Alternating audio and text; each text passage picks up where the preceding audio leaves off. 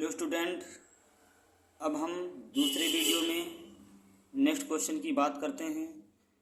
पहला क्वेश्चन है, अभिनेत्र लेंस की फोकस दूरी में परिवर्तन निम्नलिखित की क्रिया द्वारा होता है। ऑप्शन में है पुतली, दृष्टिपटल, पश्चमाभिपेशियाँ, परनालिका।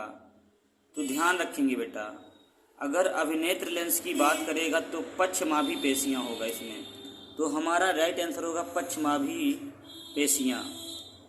यदि 7 सेंटीमीटर ऊंची वस्तु 8 सेंटीमीटर की फोकस दूरी के उत्तल लेंस से 12 सेंटीमीटर की दूरी पर रखी है तो प्रतिबिंब की स्थिति ज्ञात होगी।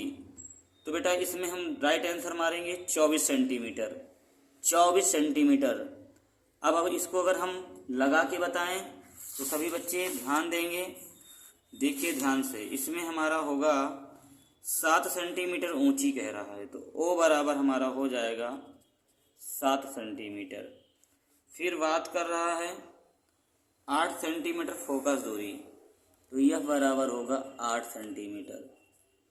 फिर कह रहा है उत्तल लेंस से 12 सेंटीमीटर की दूरी पर, तो यू बराबर हो जाएगा 12 सेंटीमीटर। लेकिन कौन सा दर्पण है बेटा?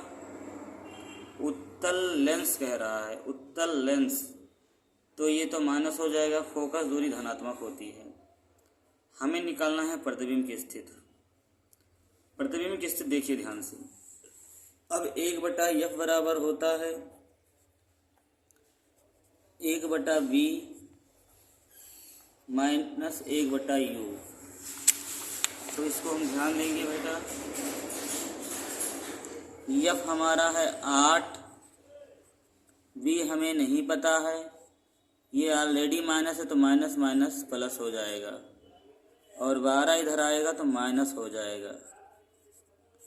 तो हम एलसीएम लेंगे तो 24 आएगा, 8 त्रिक 24, 12 दूनी 24, 1/v, तो 1/24 हमारा आ जाएगा।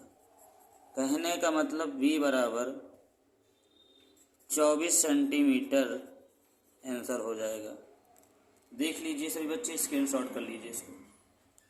तो कहने का मतलब जो हमारा राइट आंसर होगा इसमें दूसरे का 24 सेंटीमीटर। विद्युत ऊर्जा का मात्रक होता है, तो याद रख लो जिंदगी भर, जूल होता है। क्या होता है बेटा? जूल होता है। हम जूल पे क्लिक करेंगे। अगले क्वेश्चन की हम बात करते हैं। ओम का नियम है, तो ओम का नियम हम बार बार पढ़ाए थे। बी प्रोपोर्शनल होता है, बी प्रोपोर्शनल होता है बेटा आई, या वी बराबर IR।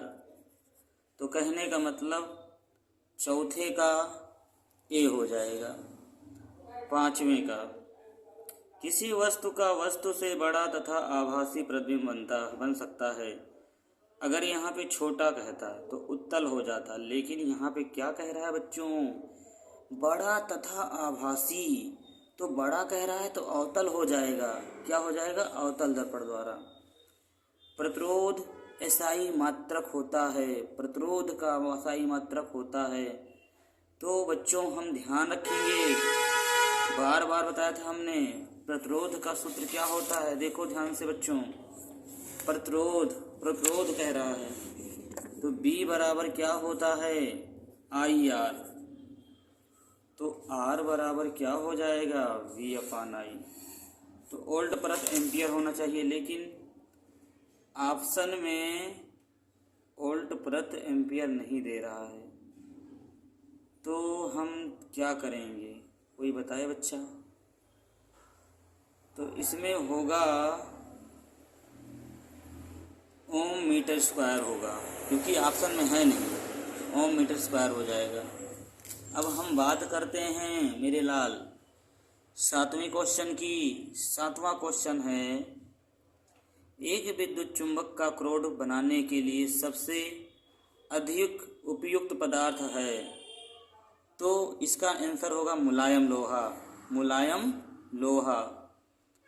25 डिग्री सेल्सियस ताप पर जल का आयनिक गुणनफल होता है, तो जल का आयनिक गुणनफल होता है बेटा कोई बता दे इसमें, ये हो जाएगा 10 की पावर माइनस 14 हो जाएगा, 10 की पावर माइनस 14। अभिक्रिया 2NaHCO3 गर्म करने पर सोडियम कार्बोनेट जल में है तो कार्बन डाइऑक्साइड होगा, इसका CO2 होगा, CO2। असंतृप्त कार्बनिक यौगिक हैं, तो हमने बार बार बताया था, इसमें देखिए असंतृप्त जो होते हैं द्विबंध द्वारा जुड़े होते हैं या तो त्रिबंध द्वारा, तो इस वाले में डबल बॉन्ड लगा है और इन सब में ईथर जुड़ा है, तो असंतृप्त में ईथर नहीं होता बच्चों, ईथर नहीं होता। संतृप्त हाइड्रोकार्बन उसे कहते हैं जो सिंगल बंधों द्वारा जुड़े होते हैं और असंतृप्त हाइड्रोकार्बन उन्हें कहते हैं जो द्विबंध या त्रिबंध द्वारा जुड़े होते हैं। अब हम बात करें कि निम्नलिखित कथनों में से अम्लों के लिए कौन सत्य है, तो कड़वे तथा लिटमस को नीला करते हैं, खट्टे तथा लाल लिटमस को नीला करते हैं, खट्टे तथा नीले लिटमस को लाल करते हैं, तो हमारा राइट आंसर सी वाला हो जाएगा, सी वाला। अब हम बात करते हैं 11 नंबर, 11 तो हो गया, 12 नंबर। 12 नंबर में हम ध्यान देंगे निम्न में से कौन सा कथन सत्य है। HCl को जल में प्रवाहित किया जाता है तो यह विलयन में आयनीकृत नहीं होता क्योंकि सहसंयोजक यौगिक है, ये गलत है। यह विलयन में आयनीकृत होता है, ये सही लग रहा होगा, ये सही। दूसरा वाला हमें बेटा सही लग रहा है। तीसरा ये तो हम गलत कर दिए, दूसरा सही है। यह विलयन में हाइड्रोजन का हाइड्रोक्सिल आयन प्रदान करता है, ये गलत है। चौथा, यह विलयन में हाइड्रोनियम आयन उत्पन्न करता है जो हाइड्रोजन आयन तथा जल के अणु के संयोग से उत्पन्न होते हैं, तो दूसरा और चौथा हमारा राइट आंसर होगा। अब हम बात करते हैं, क्वेश्चन नंबर हमारा है 13। विरंजक चूड़, विरंजक चूड़ जो होता है बच्चों, ये विरंजन होता है, तो इसका हम मिलाएंगे विरंजन से। अब बेकिंग सोडा से प्रति अम्ल प्राप्त होता है, प्रति अम्ल। वाशिंग सोडा से बात करें, वाशिक सोडा से कांच का निर्माण होता है, कांच का निर्माण। सोडियम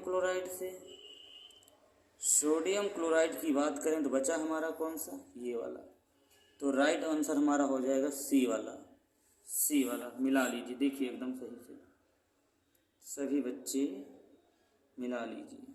14 नंबर, रेनिन का स्राव कहाँ से होता है? लार ग्रंथियों से, अग्नाशय से, जठर ग्रंथियों से होता है बेटा, जठर ग्रंथियों से। कहाँ से होता है?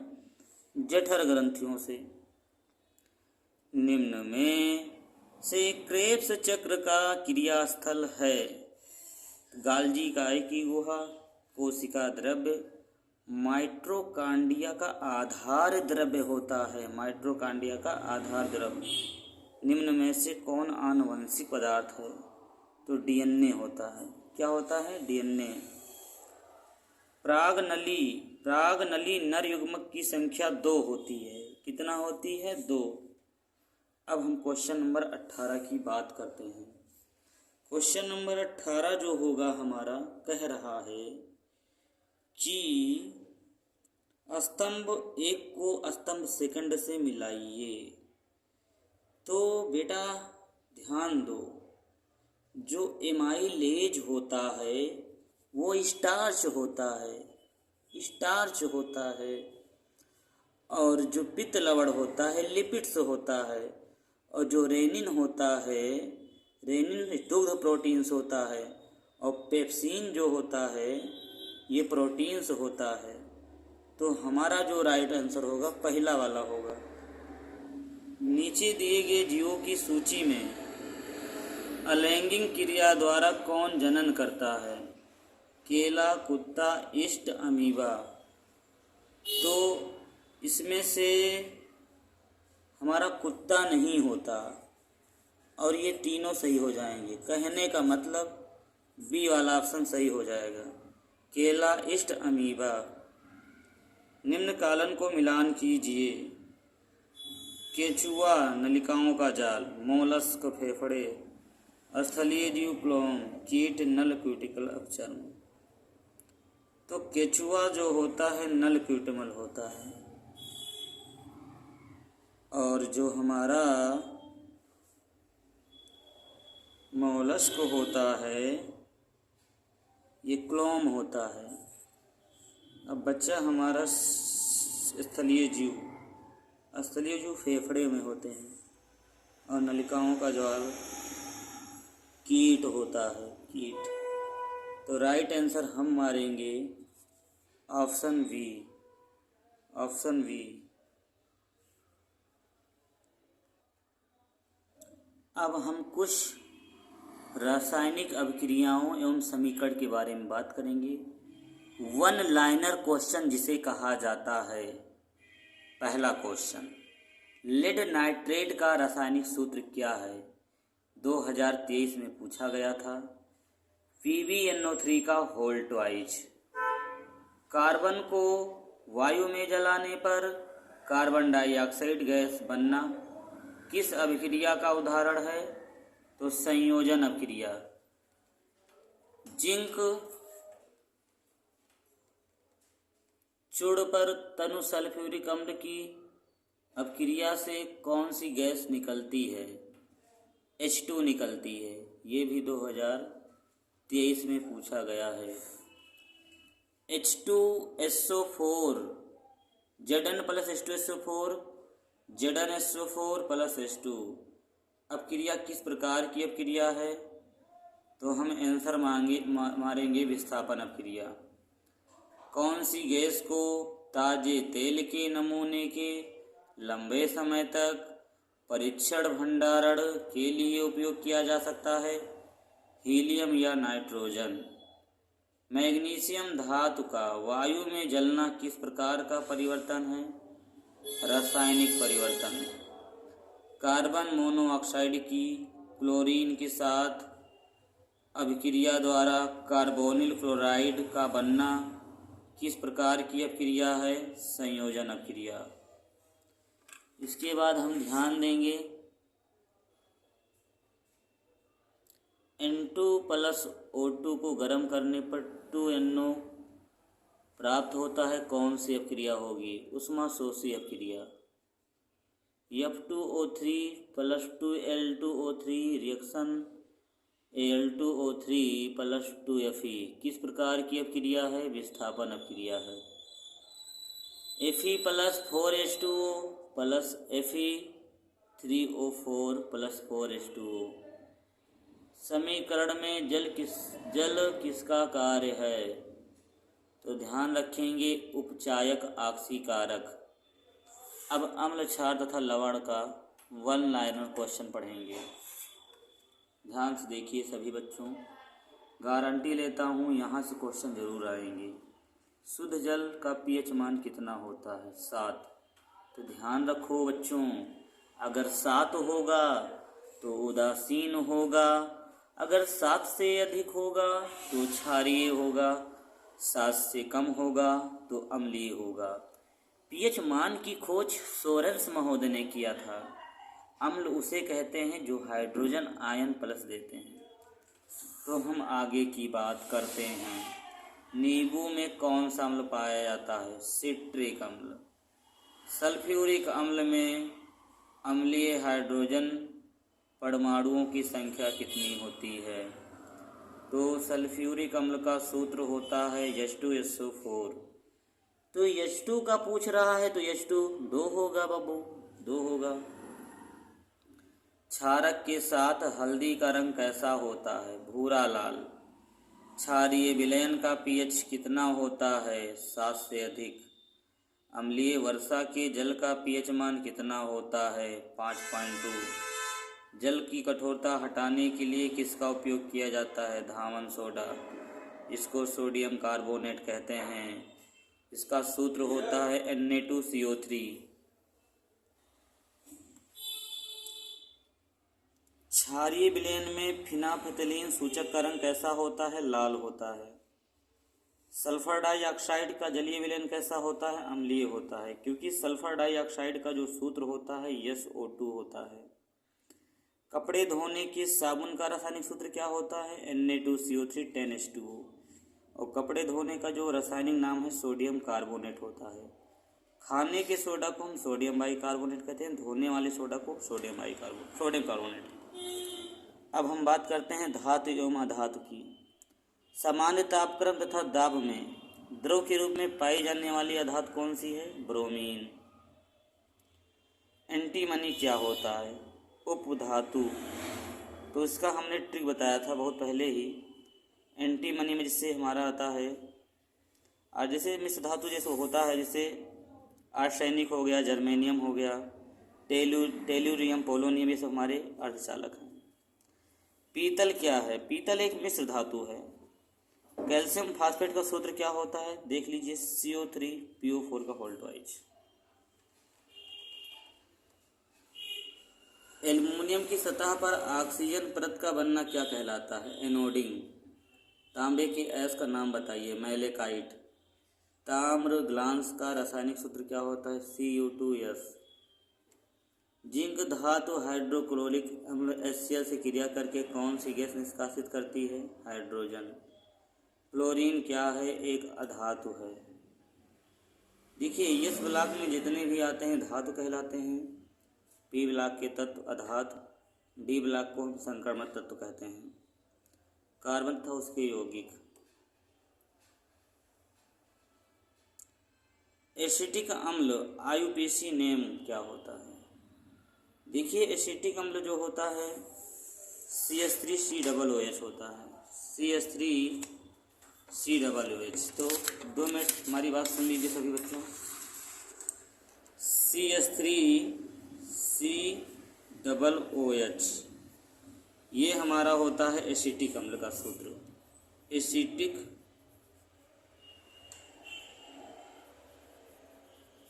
अम्ल ये सिरका में पाया जाता है, सिरका में। अब हम बात करें फार्मिक अम्ल। फार्मिक अम्ल हमारा होता है HCOOH। ये चींटी के डंक में पाया जाता है, चींटी के डंक में पाया जाता है। अब मैथेन का सूत्र आप लोग को पता ही होगा, CH3। अगर कहीं OH मिलता है तो ये बेटा कौन समूह है? ये हाइड्रोक्सी समूह है, हाइड्रोक्सी समूह। इसमें आल जुड़ता है, आल। जैसे कहीं आ जाए तुमको CH3OH तो इसका IUPAC नेम होगा मेथेनॉल। मेथेनॉल हो जाएगा। अगर कहीं आ जाए CHO को हम बोलते हैं एल्डिहाइड का सूत्र CHO।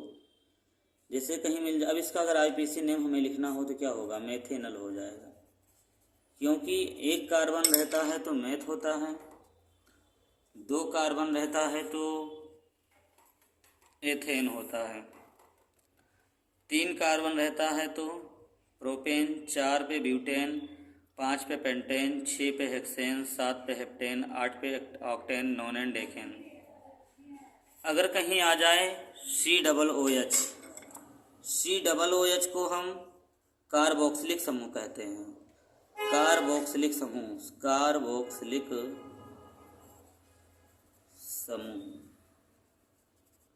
इसमें OH जुड़ता है। अगर हमें इसका IUPAC नेम करना हो तो इसका होगा मेथेनोइक। तो इस तरह से होता है। चलिए फिर हम आगे चलते हैं। अब हम पढ़ेंगे कार्बन तथा उसके यौगिक।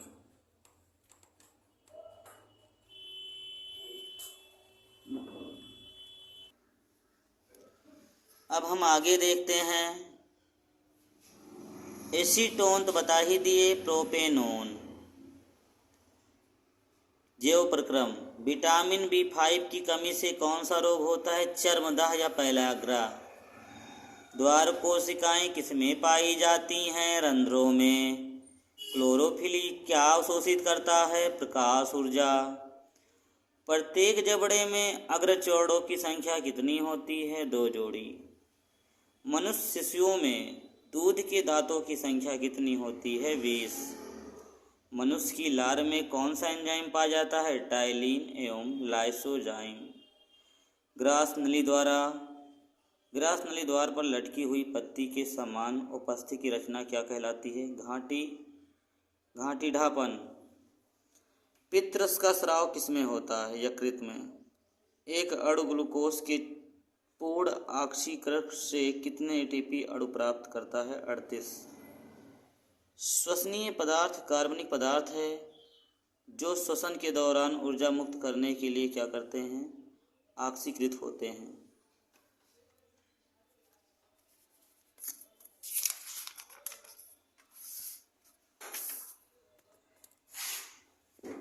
मानव नेत्र का कुछ क्वेश्चन देख लेते हैं, हो सकता आ ही जाए।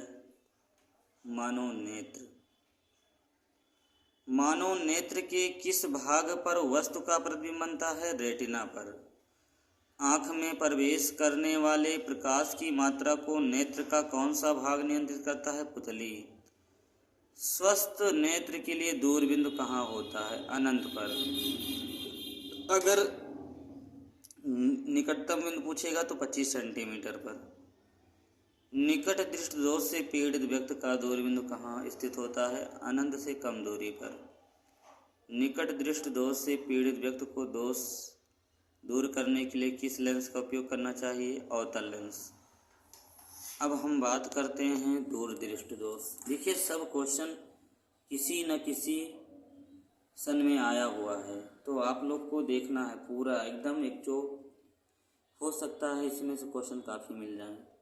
दूरदृष्टि दोष के कारण प्रतिबिंब कहाँ बनता है? रेटिना के पीछे। श्वेत प्रकाश को प्रिज्म से गुजारने के बाद सर्वाधिक विचलन किसका होता है? देखिए 2 बार आया है, 23 में आया है, 22 में आया है। बैगनी रंग का होगा। कांच का अपवर्तनांक न्यूनतम किसमें होता है? लाल रंग। अब हम बात करते हैं कांच के प्रिज्म द्वारा श्वेत प्रकाश को गुजारने के बाद प्रकाश की कौन सी घटना घटित होती है? वर्ण विक्षेपण। तारों का टिमटिमाना किसके कारण? वायुमंडलीय अपवर्तन के कारण होगा। प्रोटॉन पर विद्युत का आवेश कितना होता है? 1.6 × 10⁻⁻⁻⁰ होता है। अब एम्पियर सेकंड किसका मात्रक है? आवेश का। किस चालक तार में विद्युत आवेश के प्रवाह की दर को क्या कहा जाता है? वैद्युत धारा। किसी वैद्युत परिपथ में बहने वाली वैद्युत धारा का मात्रक क्या है? एम्पियर। विभवांतर का मापन किस यंत्र द्वारा किया जाता है? वोल्टमीटर। ओम के नियम के अनुसार विभवांतर तथा धारा के बीच ग्राफ कैसा होगा? सरल रेखीय। प्रतिरोध का मात्रक क्या होता है? ओम। ताप बढ़ाने पर किसी चालक के वैद्युत प्रतिरोध में क्या परिवर्तन होता है? बढ़ता है। विद्युत चालक का प्रतिरोध किस कारक पर निर्भर नहीं करता? तो आंसर हो जाएगा आकार पर। विद्युत बल्ब में तंत्र किस धातु का बना होता है? टंगस्टन का। विद्युत परिपथ में विद्युत शक्ति का सूत्र क्या है? P = I²R। एक अश्व शक्ति कितने वाट के बराबर होती है? 746 वाट। किलोवाट घंटा किस भौतिक राशि का मात्रक है? ऊर्जा का। अत्यधिक उच्च प्रतिरोध वाला पदार्थ क्या कहलाता है? विद्युत रोधी। यमकेश पद्धति में वैद्युत सामर्थ्य का मात्रक क्या होता है? जूल प्रति सेकंड।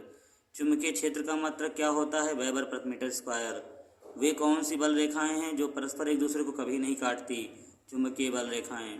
धारा की दिशा बदलने पर परिनालिका की ध्रुवता पर क्या प्रभाव पड़ता है? बढ़ जाती है। प्रेरित विद्युत धारा की दिशा किस नियम द्वारा ज्ञात की जाती है? फ्लेमिंग के दाएं हाथ का नियम। किसी विद्युत धारावाही के भीतर चुंबकीय क्षेत्र सभी बिंदुओं पर समान होता है? परिनालिका। तो इस तरह से क्वेश्चन है। अब इसी पर हमारी वाणी को विराम देते हैं। जय हिंद, जय भारत।